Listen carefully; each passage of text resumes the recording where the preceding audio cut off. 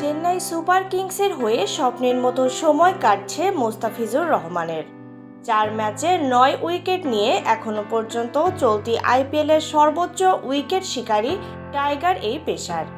হাতছাড়া হওয়ার পর আবারও পুনরুদ্ধার করলেন পার্পল কাপ। পেছনে ফেললেন যুজবেন্দ্র চাহাল ও মোহিত শর্মাকে।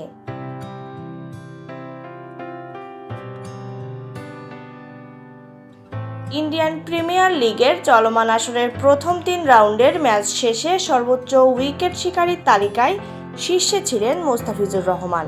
অবশ্য বিশ্বকাপের ভিসা প্রসেসিংয়ের কাজে জরুরি দেশে ফেরায় চেন্নাইয়ের হয়ে এক ম্যাচ মিস করেছেন, আর তাতে হাতছাড়া হয় পার্পল ক্যাপ।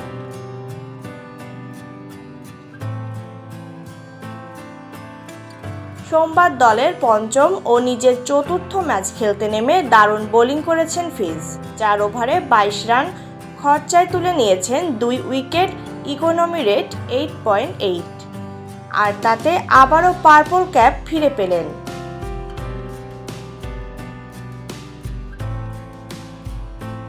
মুস্তাফিজ 1-এ উঠে আসায় 2-এ নেমে গেছেন চাহাল। 4 ম্যাচ খেলে এখন তার ঝুলিতে রয়েছে মোট 8 উইকেট, ইকোনমি রেট 6.36, সেরা বোলিং ফিগার 11-3।